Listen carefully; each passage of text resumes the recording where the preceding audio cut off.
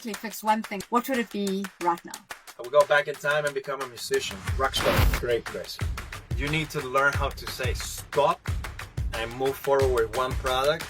And I would send this message out to anyone out there listening that they should take courses on AI to learn the right commands in order to get the information that you want the way you want it.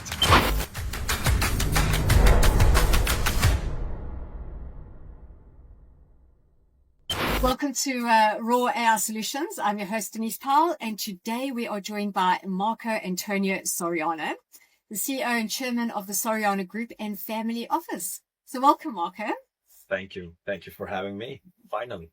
It's great to have you with us. Hopefully no technical challenges today. For listeners who don't know a lot about you or your company, would you mind sharing a little bit about that? Sure. By myself, I've been in the sector of mergers and acquisitions in 3 different sectors, specifically automotive, telecom, and real estate. I came out of Goldman Sachs, the World Bank at some point, Merrill Lynch, and now I'm basically the chairman of our family office and family corporation. So that's 25 years. Thinking back, it doesn't seem that it's been that long, but it's that long, and it's putting me in a position where I can select investments better and help run companies or coach executives in a better way as well. That's brilliant. Nothing can account for experience, that's for sure. So there's one thing I ask everyone before we start.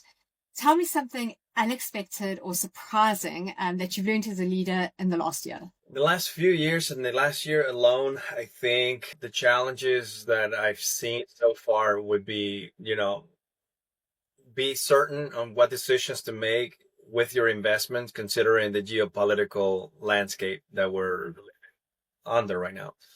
So how do you make better assessments? How do you prepare? How do you have a plan B, C, D? Because you have to have all these different plans of, So how do you do it? In my specific case, I'm probably market researching every day, and I'm producing reports probably every month to our partners so that they see that I'm leading the industry with knowledge of what's happening worldwide. It's a lot of research, and that is key. Research. Well, I get these. I happen to have connections with all the banks, so I get the reports. A lot of the analysts that they are doing this work on a day-to-day basis are producing all this wonderful information. It's really the timing. Do you find the time to read all this and compare them, and it helps you, make this better assessment. When you are today, another problem is if you are geocentric. For example, investors that always or only invest in the US, then your vision is here, but you have to see the whole panoramic view. And I think that's some of the reasons that some leaders or some business owners tend to miss the train. That's very, very true. I think, with AI coming up, AI will be picking up a lot of that and producing reports, but you still need human interaction at the end of the day to actually read them, understand them, and filter out what isn't actually accurate as well. Yeah, AI is great. I love it. My kids don't love it so much, especially my one kid, which really surprised me. He's a 16-year-old that says that AI is the end of the world. But, I see a lot of benefits with it, like anything else, that are algorithmic, the programming that they need to be fixed here and there. Yeah. So it depends on how you use it. And then there's multiple courses now that leaders or executives can take so that they can be experts on AI as of today, because that's going to be changing very soon now. It's like programming. Not everybody has the time to learn programming or the languages that are used for these systems. But I think every CEO should have at least an idea of what systems they're using in their back end, front end, and middle end, and in their offices. Absolutely. I fully agree with you there. And I think AI is changing so fast with all these new technologies coming up. It's really hard to stay across all of that. And if you do a course today, in 6 months, it's already outdated. There's more technology coming up. Also incorporating these technologies or integrating these technologies with your existing systems. A lot of them are streamlined. Like if you use Gmail or Google Suites or whatever, you don't really have to worry about it. They are doing it already for you.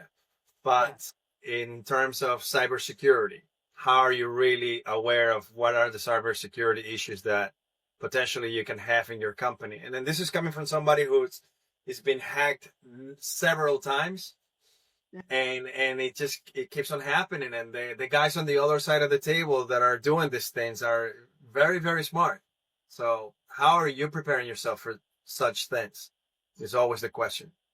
Absolutely. And it's one area I find that a lot of companies should be spending a lot of their time and attention towards, and they're not. But I think the more AI gets out there, the more automation comes, the more hackers are going to be out there, the more we need to make sure we are covered in terms of cybersecurity and compliance. Yeah, absolutely. I mean, what are the procedures that you have in place? Who are the people that your employees? If you lose your director of IT, what happens? Your whole company just falls down. So we have to be very careful with who we employ, how we train them, how much access you give, even internally, your employees to manage information, communications. And it takes a lot of time. But you know what? If it's your company, if it's your baby, you're on top of it. It's just like having a kid. You got to know everything they're doing. Absolutely. And you've worked in some highly regulated sectors. So how would you recommend that you push innovation without compromising on, as you said, security and compliance, or even introducing further risk? Well, from an engineering perspective, because we are in the automotive sector, we are an OEM, so we start always with designing product development.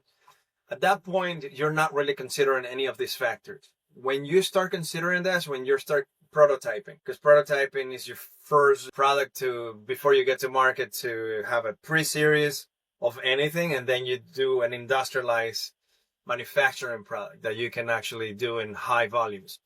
When you right in the middle point is when you need to make an assessment of security compliances, any type of issues that you may have with the sector. I'll give you an example with e-mobility right now. In Europe, capital cities in Europe are forcing, in a way, or enforcing that within the next few years, you cannot even drive into the outer rims of a capital city. Today, you can't even go into the center of town anymore. Wow. And it's expanding into the B area. So it's, I don't know if you're familiar, but the way European cities are built are A from the outside, B to the C to the center of the towns. So the center of the towns, nobody can drive into unless you're electric or hybrid of a sort. That's already expanded as of this year, 2025, to the B area. And in another 3 years, it'll be the C area. So this is really in Europe, at least, taking place. So are you building automotive? Are you building motorcycles or any type of mode of transportation that do not comply with those politics? Because if you are, then the consumer is not going to be able to buy and enjoy these products. So you need to think 5-10 years from now as you're building this out. Yeah, or to have a short product life, that's for sure. Yeah, or you just keep it in that garage and that's it. You're not going to be able to do much with it. Or you are so rich that you get fined and whatever. You pay the fine and keep going. Exactly. I've done that. When introducing all these new innovations and that, how do you maintain momentum without having team burnout? Boy, that's a great question. So motivating, and this comes down to cultural awareness. Because the teams, for example, in the US and the teams that I have in Europe are complete different mindsets and the way they get motivated. In the US, and I give you the example from our perspective, in the US, if you share the big view, the big panoramic view, they are more engaged or more incentivized because they know that whatever they're doing is a big part of that big picture. Yeah. Where in Europe, if you show them the big picture, it creates paranoia. You know, the people go into what? How can we do this when we're doing this? So they don't connect big picture unless they're doing things step by step. You know, so you need to be aware of that as a manager. You know, how to motivate the team, how to incentivize them, how to continuously train them and get them to the point where they're more autonomous, independent, and you don't have to be micromanaging at all. So these are two different styles that I've learned in the last 10 years, especially during COVID times when everybody went remote, and then you're like, okay, how do we even manage people at home? Because you don't know, we all have our habits when we're home, sit on the couch, we sit in the bed, we don't even get dressed anymore. It's just everything changed. And it's sort of still like this. Yeah. And I also think it's a mindset, especially in Europe, as you said. I think people are afraid of change as well. No, well, number one, no one likes change. But number two, with whole AI adoption and automation, I think people are afraid their jobs are going to be at risk. And if they do embrace it, that in a year's time, they might be out of a job. Man, so the level of jobs that we're talking about, and automated systems, for example, with robotics, when you can have a robot clean your house or put together a part for a vehicle, it makes all the sense in the world to for a manufacturer to have those systems in place. You know, Oh, yeah. ultimately human error, and I deal with suppliers that make parts for me. And I just give you another example, like the motorcycle that we make has over 1,000 different parts. Yeah. So I don't have to deal with 1,000 suppliers, but I have to deal with a handful of 100 of them.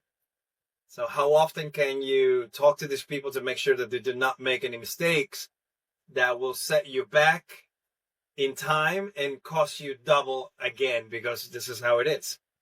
So having a project manager in place is very important for this type of work. And it's actually interesting because in emerging areas like AI and robotics, exactly as you're saying, is where do you find the biggest talent gaps are, and what are you doing to address that? Ooh, man, you really are onto something today. Sorry. When it comes, that's great. When it comes down to finding talent, you can do it in a number of ways. You can create conventions with the polytechs, which are the institutions creating these people or forming them.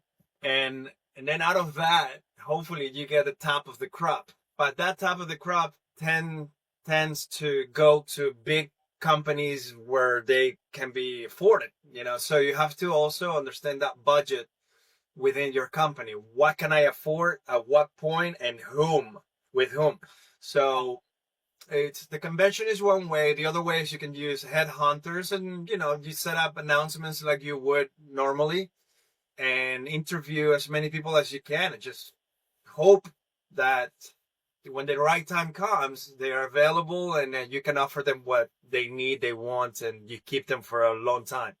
Yeah. Something that you already know in the US, you don't keep employees for more than a couple of years. If they're always going to try and find something better. Whereas in Europe, you're probably looking at a long-term relationship with the employees because of the labor laws and all that. So that's another thing that you need to be aware of, labor laws. Yeah, absolutely. Sheesh. Yeah. Especially in France. Great place to work if an employee. I take it you're living there. Well, all the Mediterranean countries are, labor laws are very complicated to navigate. But once you get through it, I suppose you can. Anybody else could. Yeah, absolutely. So tell me something. If we go into legacy systems, so I'm changing the subject completely now, and how do we introduce new technology? How do you avoid disrupting the core operations tied to those legacy systems, especially with all new technology coming out, and there's massive legacy out there at the moment? Okay, great question. You need to learn how to say stop and move forward with one product, and then version 2 comes next year, and then version 3, and so on. Because if you are the kind of person that every month you will find new technology that is amazing for your product, you will never start a production. Yeah. Which means you will never get to market, and your get to market strategy will completely change. And then you'll see yourselves years after years after years always just perfecting a product that never gets to market. So you're just wasting time and money. So you need to learn how to say stop. Let's get to this, whatever it is. If it's, we went from rolling windows up in our cars to power windows all of a sudden. That was a period of, almost 20 years when cars started transitioning. You still find those cars that manually you would have to if you want the power windows in your car, depending on how much you want to spend. Technology has to be carefully assessed and interfaced at the right time before a production and a get-to-market strategy. Yeah.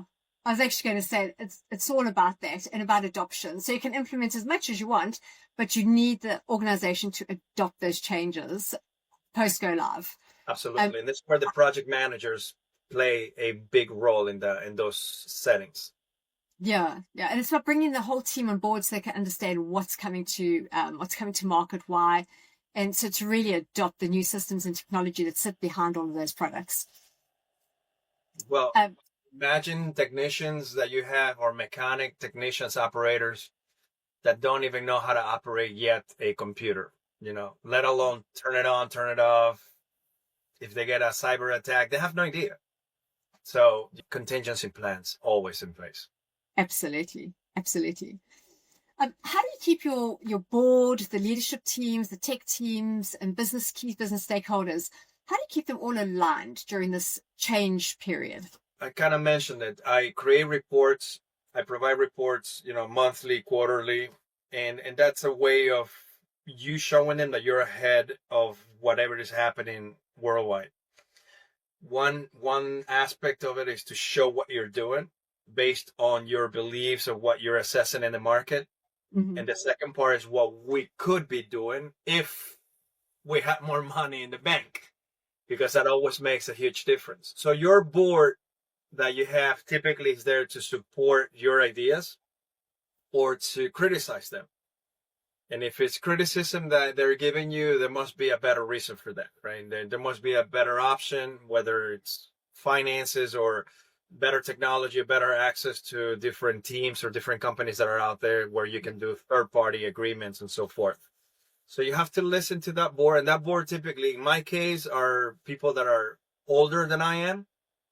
So even though I have 25 years of experience, before I have 30, 40, even 50 years of experience that I would listen to. But it doesn't apply too much to technology today, because those times when those guys were using technology are completely different to the technology that we're using ourselves. So you gotta be the chairman. You gotta be still the boss. 100%. We were actually saying it's good to have a balance between that experience sitting there, but also the new guys coming up straight out of university who are embracing AI. But you have to have the balance of both. You can't go either way. You need the balance to be successful. True, true, true, true, true. I mean, we try to be, then you have to learn. It's like a little bit of human resources, a little bit of, being an executive coach, and a little bit of being the leader of the company so that people can really follow that leadership and feel that they're compensated not only by money, but intellectually. And I think that's really important. And that's the feedback that you want to get from your employees, your partners at any time, and it's rewarding. That's a rewarding part of being the boss. I always put this in comments because I don't necessarily act like that. I'm pretty, I have a policy. Instead of saying do not disrupt, it says in big letters, do disrupt. That's brilliant. That's really good. I see you've been in early in backing AI and robotics. Very interesting. Do you want to tell us a little bit about the robotics that you have invested in? That was a long time ago. So this is when computing learning was the word, computing learning, and then we had involved ourselves with robotics through the Sophia the robot, which was Hanson Robotics. I worked with a guy who was one of the co-founders. Apart from Dr. Hanson, was Bill Chen, and we were a part of the very first to market, where they wanted to take this robot and commercialize it so that every child in the world has a robot that they can learn from. But it was very investment intensive, and we couldn't break through that market, unfortunately. But that system is the underlying base of a lot of the AI that you see today. So we're proud that we're the first movers, but we're not proud that we're not making the trillions of dollars that that industry is doing right now. You laid the backbone, which is great. Somebody's got to lift the heavy weight. Exactly. But how do you ensure that those new innovations like that are guided by responsible governance, especially in the AI sector? Oh boy, responsible governance. Well, that's an interesting question, because even right now in the U.S., as you know, the Trump administration canceled the governance directives that they had in place. I personally think that was a mistake, because AI does have access to so much already in our personal, professional lives, that I think an entity is necessary to control that. But right now we're going through something that I've called in a book that I wrote. I don't know if I had mentioned that to you before. Entrepreneur Madness. I wrote a book and I talk about this. It's called the tech acceleration. Tech acceleration is basically the acceleration to who is going to lead the world with technology, which is really, between China and the US.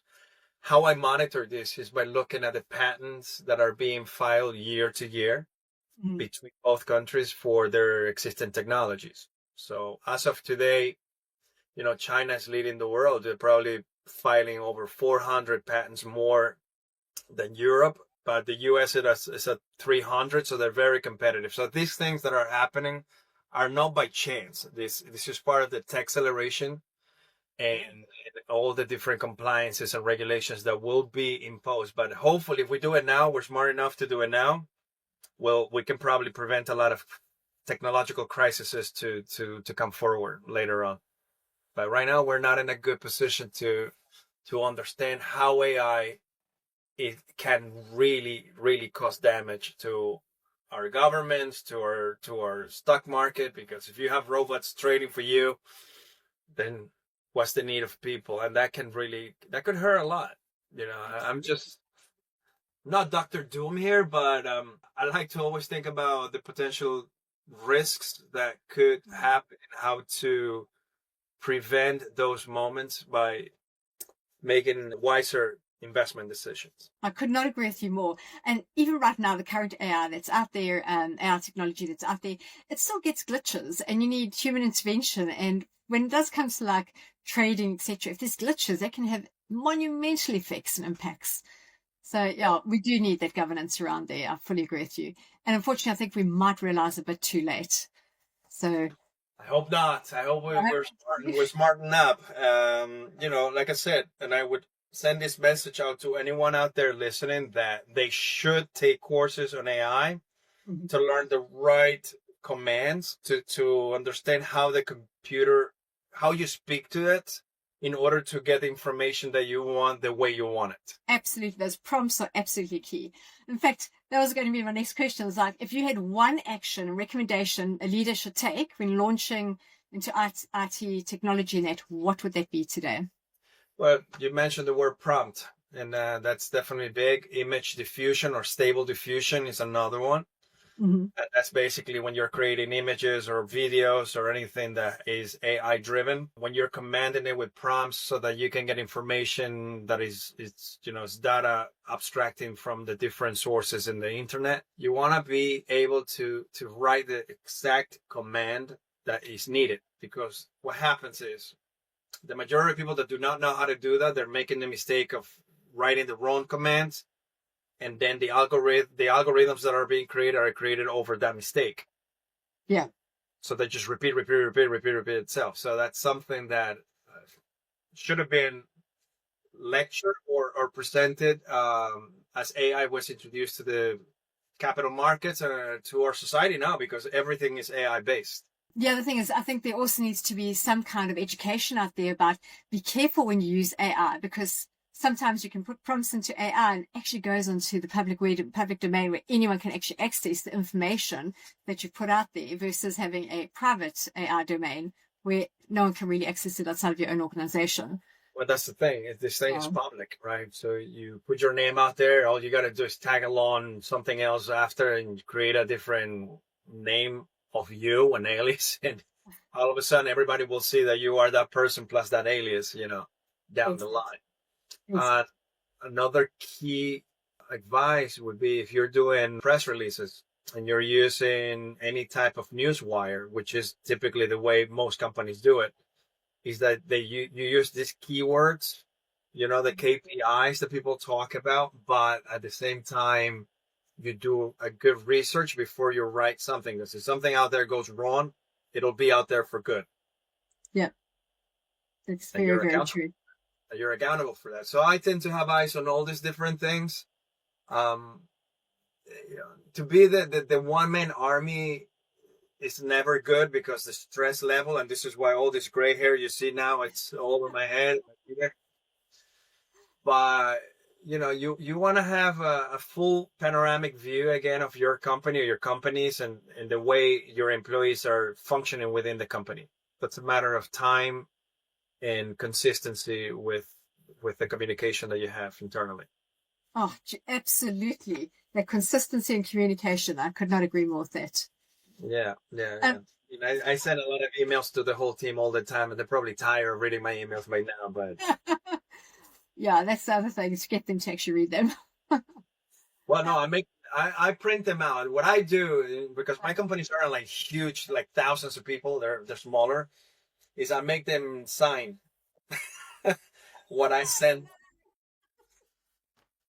I make them sign, and then I put them on a bulletin board, and I know they read what I wrote, and it's a way of saying, okay, I warned you, or I told you about this specific policy or politic within the company. So nobody reads the manuals anymore. That is true. Like I said, you're accountable.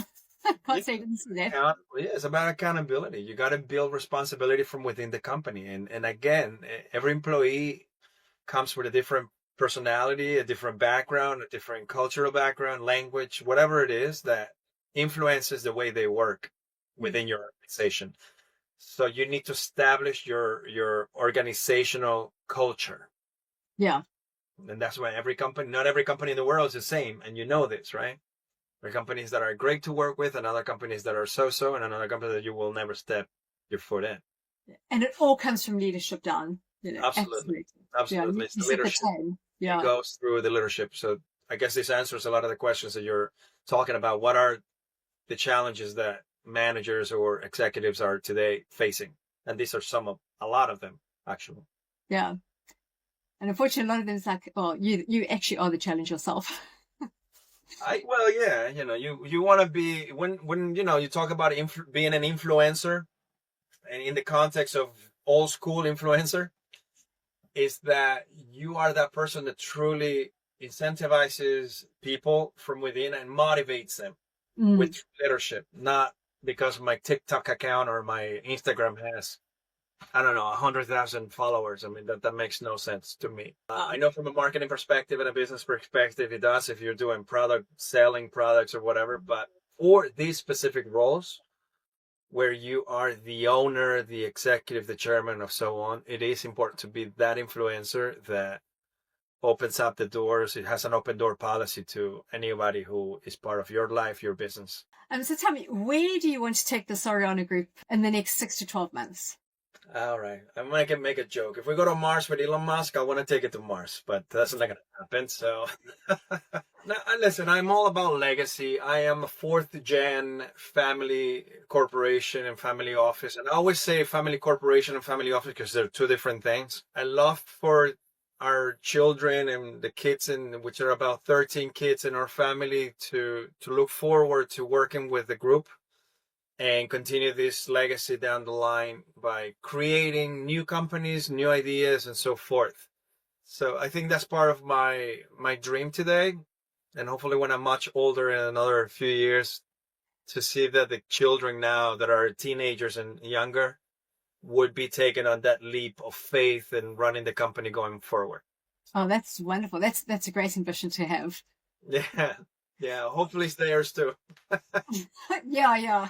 I've been groomed to take over the family corporation. So what is your biggest challenge at this moment?